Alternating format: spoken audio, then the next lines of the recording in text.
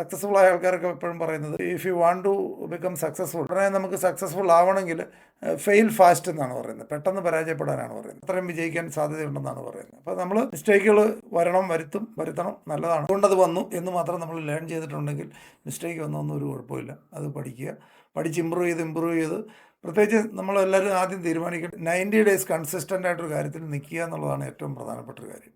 ഇതിനിടയ്ക്ക് ചില ആൾക്കാർ 90 ദിവസം ചെയ്തിട്ടുണ്ടാവും. ആ 90 ദിവസം ടോട്ടലാകുന്നത് 6 മാസം കൊണ്ടാണെങ്കിൽ ഒരു കാര്യമില്ല, വീണ്ടും ആദ്യം മുതൽ തുടങ്ങേണ്ടി വരും. അതായത് നമ്മൾ ചിലപ്പോൾ 10 ദിവസം 15 ദിവസം ഈ കാര്യം ഫോളോ ചെയ്യും, അടുത്ത 10 ദിവസം ഫോളോ ചെയ്യത്തില്ല, പിന്നെ 15 ദിവസം ഫോളോ ചെയ്യും. ഇങ്ങനെ പോകുന്നവരെ സംബന്ധിച്ച് ടോട്ടൽ 90 days എന്ന് പറയുന്ന സാധനം എത്തുകയില്ല, വീണ്ടും ഒരു ആദ്യം മുതൽ 90 days. ഏതൊരു കാര്യവും നമ്മൾ കൺസിസ്റ്റൻ്റ് ആയിട്ട് 90 ദിവസം നമ്മൾ അതിൽ തന്നെ നിൽക്കുന്ന ഒരാൾക്കാണ് സക്സസ് ഉണ്ടാകുന്നത്. അതിനകത്ത് ചിലപ്പോൾ 87 ദിവസം ഫെയിലിയർ ആണെങ്കിലും കുഴപ്പമില്ല, ആ ഒരു 88ാമത്തെ ദിവസം വരെ വിജയം വരും. ഇങ്ങനെയാണ് സക്സസ് ആകുന്നത് ഏത് ഫീൽഡിലും ഏത് വിഷയത്തിലും. അപ്പോൾ അതുകൊണ്ടല്ലാതെ ആദ്യമേ നമ്മൾ എല്ലാ കാര്യവും വിജയിച്ചും പഠിച്ചൊന്നും അല്ലായിരിക്കും വരുന്നത്. ആദ്യം ഫെയിലിയറും മിസ്റ്റേക്കുകളൊക്കെ വരും. TCSൻ്റെയോ ടാറ്റ കൺസൾട്ടൻസിയിലോ ഇൻഫോസിസിലോ അല്ലെങ്കിൽ ആമസോണിലോ അല്ലെങ്കിൽ ഈവൻ നെസ്ലെയോ ഇതുപോലത്തെ കമ്പനികളൊക്കെ പറഞ്ഞാൽ ലോകത്തെ തന്നെ ഏറ്റവും റെപ്യൂട്ടഡ് ആയിട്ടുള്ള കമ്പനികളിലൊക്കെ ജോലി കിട്ടുക എന്ന് പറഞ്ഞാൽ ഗവൺമെൻറ് ജോലിയേക്കാളും ഡിമാൻഡുള്ള ആ ജോലികൾ പോലും ഇന്ന് ത്രെട്ടിലാണല്ലോ. അത് വർക്ക് ചെയ്തുകൊണ്ടിരിക്കുന്ന എംപ്ലോയീസ് പോലും ചങ്കിടിച്ചുകൊണ്ടായിരിക്കുന്നത്. എനി ടൈം ജോലി പോകാം. അതായത് 29 വർഷം അതുപോലത്തെ കമ്പനിയിലൊക്കെ ജോലി ചെയ്തുകൊണ്ടിരുന്ന ആൾക്കാരോട് അവർ പോകാൻ പറയുകയാണ്. പോകാമെന്ന് പറഞ്ഞു കഴിഞ്ഞാൽ നല്ല കമ്പനി ആയതുകൊണ്ട് ഒറ്റയടി ഇന്ന് രാവിലെ പണിയില്ല എന്ന് പറയുന്നില്ല എന്ന് മാത്രം. അവരെ ഒരു 50 വയസ്സൊക്കെ കഴിഞ്ഞവരെ ഒരു പയ്യെ സ്നേഹത്തിൽ പറഞ്ഞ് ഒഴിവാക്കുകയാണ്. ഇപ്പോഴെങ്കിലും പോയാൽ നിങ്ങൾക്ക് പുറത്തൊരു ജോലി കിട്ടാൻ ചാൻസ് ഉണ്ട്, കുറച്ചുകൂടെ പ്രായമായി കഴിഞ്ഞാൽ കിട്ടുകയില്ല, പെൻഷൻ കൊടുക്കുന്നൊരു കമ്പനിയാണെന്ന് ഓർക്കണം. അപ്പോൾ അവർ പോലും ഒഴിവാക്കും. അപ്പോൾ ഇത്രയും ഗുരുതരമായ തൊഴിൽ പ്രശ്നം മാർക്കറ്റിലുണ്ട്.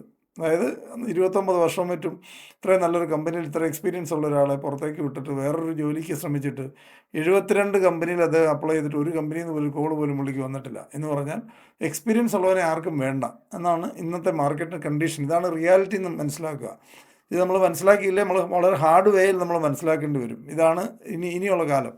അതായത് ഇത്രയും വർഷം എക്സ്പീരിയൻസ് ഉള്ള ആൾക്കാരെ ആർക്കും വേണ്ട. അതായത് ഒരാളുടെ ജീവിതത്തിൻ്റെ ഏറ്റവും മേജറായിട്ടുള്ള പൈസയുടെ ആവശ്യം വരുന്ന ഒരു ഏജ് എന്ന് പറഞ്ഞാൽ ഒരു 45 വയസ്സ് മുതൽ മുകളിലേക്കാണ്. കുട്ടികളുടെ വിദ്യാഭ്യാസം, അവരുടെ കല്യാണം, വീട് പണി, പേരൻസിൻ്റെ അസുഖം,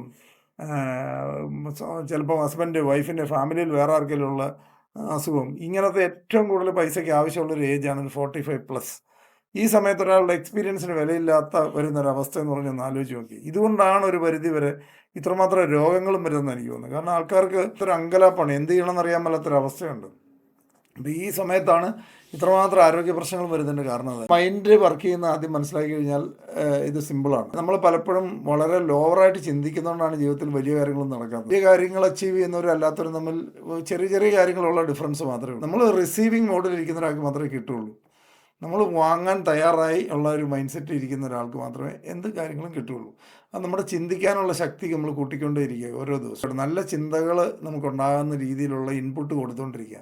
നല്ല ആൾക്കാർ നമ്മളെ മോട്ടിവേറ്റ് ചെയ്യുന്നവർ, നിനക്കും പറ്റും അല്ലെങ്കിൽ നിനക്കും വിജയിക്കാൻ പറ്റും എന്ന് പറയുന്ന ആൾക്കാരുമായിട്ട് മാത്രം കൂട്ടുകൂടുക.